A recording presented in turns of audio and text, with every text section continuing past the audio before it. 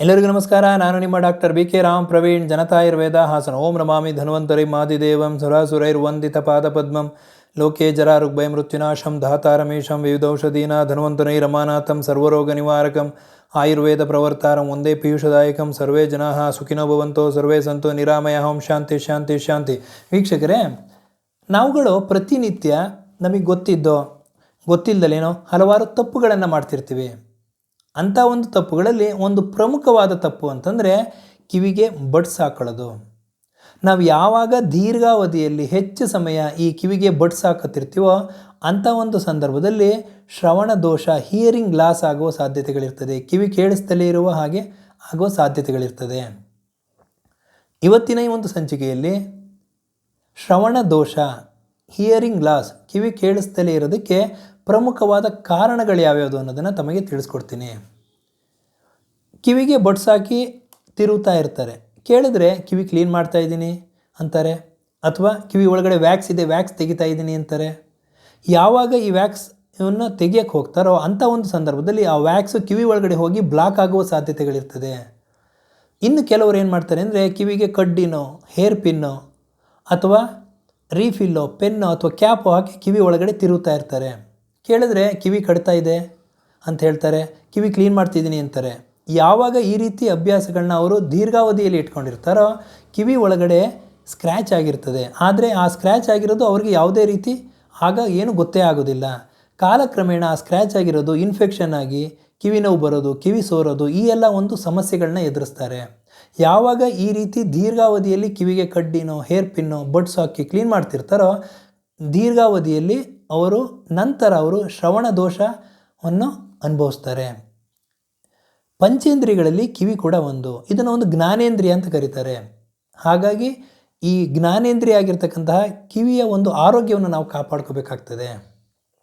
ಕೆಲವೊಬ್ರು ಏನು ಮಾಡ್ತಾರೆ, ತಲೆ ಸ್ನಾನ ಆದ ನಂತರ ಕಿವಿಯೊಳಗೆ ನೀರು ಹೋಗಿದೆ ಅಂದ್ಬಿಟ್ಟು ಕಡ್ಡಿ ಹಾಕೋದು, ಬಡ್ಸ್ ಹಾಕೋದು ಹಾಕಿ ಕ್ಲೀನ್ ಮಾಡೋ ಅಭ್ಯಾಸ ಇಟ್ಕೊಂಡಿರ್ತಾರೆ. ಪ್ರತಿನಿತ್ಯ ಮಾಡ್ತಿರ್ತಾರೆ ಸ್ನಾನ ಆದ ನಂತರ. ಈ ಅಭ್ಯಾಸ ಇದ್ದರೆ ಅದನ್ನು ದಯವಿಟ್ಟು ಇವತ್ತೇ ಬಿಟ್ಬಿಡಿ. ಹಾಗೂ ಕೆಲವೊಬ್ರು ಏನು ಮಾಡ್ತಾರೆ, ಕಿವಿ ಒಳಗಡೆ ಎಣ್ಣೆ ಹಾಕ್ತಾರೆ. ಕಿವಿ ಒಳಗೆ ಎಣ್ಣೆ ಹಾಕೋದ್ರಿಂದ ಕಾಲಕ್ರಮೇಣ ಅದು ಫಂಗಲ್ ಇನ್ಫೆಕ್ಷನ್ ಆಗುವ ಸಾಧ್ಯತೆಗಳಿರ್ತದೆ, ಬ್ಯಾಕ್ಟೀರಿಯಲ್ ಇನ್ಫೆಕ್ಷನ್ ಆಗುವ ಸಾಧ್ಯತೆಗಳಿರ್ತದೆ. ಹಾಗೂ ಈ ರೀತಿಯ ಅಭ್ಯಾಸಗಳನ್ನ ಇಟ್ಕೊಂಡಿದ್ದರೆ ಶ್ರವಣ ದೋಷ ಆಗುವ ಸಾಧ್ಯತೆಗಳಿರ್ತದೆ. ಇನ್ನು ಕೆಲವರು ಏನು ಮಾಡ್ತಾರೆ ಅಂತಂದರೆ ಸ್ವಯಂ ವೈದ್ಯರಾಗಿ ಕಿವಿಗೆ ಯಾವುದೋ ಒಂದು ಡ್ರಾಪ್ಸ್ ತಂದು ಹಾಕೋತಾರೆ, ಮೆಡಿಕಲ್ ಸ್ಟೋರ್ಗೆ ಹೋಗ್ತಾರೆ. ಕಿವಿ ನೋವಿದೆ ಅಂತನೋ, ಇನ್ಫೆಕ್ಷನ್ ಆಗಿದೆ ಅಂತನೋ, ಅಥವಾ ಯಾವುದೋ ಒಂದು ಸಮಸ್ಯೆ ಇದೆ ಅಂದ್ಬಿಟ್ಟು ಅವರೇನೆ ಕಿವಿಗೆ ಡ್ರಾಪ್ಸ್ ಹಾಕೊಳ್ಳೋ ಅಭ್ಯಾಸ ಇಟ್ಕೊಂಡಿರ್ತಾರೆ. ಈ ಥರ ಮಾಡ್ತಾಯಿದ್ರೂ ಕಾಲಕ್ರಮೇಣ ಶ್ರವಣ ದೋಷ ಆಗುವ ಸಾಧ್ಯತೆಗಳಿರ್ತದೆ. ಇನ್ನು ಕೆಲವರು ಏನು ಮಾಡ್ತಾರೆ ಅಂದರೆ ಜೋರಾಗಿ ಸೌಂಡ್ ಕೊಟ್ಕೊಂಡು ಮ್ಯೂಸಿಕ್ ಕೇಳ್ತಾರೆ, ಹೆಡ್ಫೋನ್ ಹಾಕೊಂಡಿರ್ತಾರೆ, ಇಯರ್ಫೋನ್ ಹಾಕೊಂಡಿರ್ತಾರೆ, ಗಂಟೆಗಟ್ಟಲೆ ಮ್ಯೂಸಿಕ್ ಕೇಳ್ತಿರ್ತಾರೆ. ಅಥವಾ ಯಾವುದಾದ್ರು ಮದುವೆಗಳಲ್ಲೋ, ಸಭೆ ಸಮಾರಂಭಗಳಲ್ಲೋ, ಫಂಕ್ಷನ್ಗಳಲ್ಲೋ ಅಥವಾ DJ ಸಂಗೀತನ ಹೆಚ್ಚು ಸಮಯ ಜೋರು ಸೌಂಡಲ್ಲಿ ಕೇಳೋದ್ರಿಂದ ಕಾಲಕ್ರಮೇಣ ಶ್ರವಣ ದೋಷ, ಹಿಯರಿಂಗ್ ಲಾಸ್ ಆಗುವ ಸಾಧ್ಯತೆಗಳಿರ್ತದೆ. ನೀವು ಮ್ಯೂಸಿಕ್ ಕೇಳಬೇಕಾ ಕೇಳಿ, ಆದರೆ ಒಂದು 60 ನಿಮಿಷಗಳವರೆಗೆ ಕೇಳಿ. ತದನಂತರ ಒಂದು ಗ್ಯಾಪ್ ಕೊಟ್ಟು ನಂತರ ನೀವು ಮ್ಯೂಸಿಕ್ ಕೇಳೋದ್ರಿಂದ ಈ ಶ್ರವಣ ದೋಷ ಆಗುವ ಸಾಧ್ಯತೆಗಳನ್ನು ಕಡಿಮೆ ಮಾಡಬಹುದು. ಹಾಗೂ 60 ಡೆಸಿಬಲ್ಸ್ಗಿಂತನೂ ಜಾಸ್ತಿ ಸೌಂಡು ಕೊಟ್ಟು ಕೇಳಬೇಡಿ. ಯಾವುದೇ ಮ್ಯೂಸಿಕ್ ಇರ್ಬೋದು, 60 ಡೆಸಿಬಲ್ಸ್ಗಿಂತನೂ ಜಾಸ್ತಿ ನೀವು ಕೇಳಿದ್ರೆ, ದೀರ್ಘಾವಧಿಯಲ್ಲಿ ಕೇಳಿದ್ರೆ ಶ್ರವಣ ದೋಷ ಆಗುವ ಸಾಧ್ಯತೆಗಳಿರ್ತದೆ.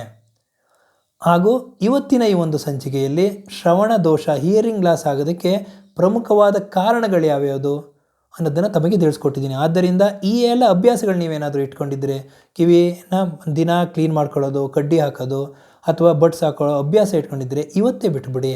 ಜೋರಾಗಿ ಸೌಂಡ್ ಕೇಳ್ತಾ ಇದ್ದರೆ ನಾನೀಗ ಹೇಳ್ದಂಗೆ ಒಂದು ಗ್ಯಾಪ್ ಕೊಟ್ಟು ನಂತರ ಒಂದು ಇಯರ್ಫೋನ್ ಯೂಸ್ ಮಾಡಿ. 60 ಡೆಸಿಬಲ್ಸ್ಗಿಂತನೂ ಜಾಸ್ತಿ ಸೌಂಡಲ್ಲಿ ಕೇಳಬೇಡಿ. ಈ ಎಲ್ಲ ಒಂದು ರೀತಿ ನೀವು ಮಾಡೋದ್ರಿಂದ ಶ್ರವಣ ದೋಷ, ಹಿಯರಿಂಗ್ ಲಾಸ್ ಆಗೋದನ್ನು ನೀವು ತಡಿಬಹುದು ಅಂತ ಹೇಳ್ತಾ ಇವತ್ತಿನ ಒಂದು ಸಂಚಿಕೆಯನ್ನು ಮುಗಿಸ್ತಾ ಇದ್ದೀನಿ. ನನ್ನ ಈ ವಿಡಿಯೋ ತಮಗೆ ಇಷ್ಟವಾಗಿದ್ದಲ್ಲಿ ಲೈಕ್ ಮಾಡಿ, ಶೇರ್ ಮಾಡಿ ಹಾಗೂ ನನ್ನ ಎಲ್ಲ ಮುಂದಿನ ವಿಡಿಯೋಗಳಿಗಾಗಿ ಸಬ್ಸ್ಕ್ರೈಬ್ ಮಾಡಿ. ಧನ್ಯವಾದಗಳು.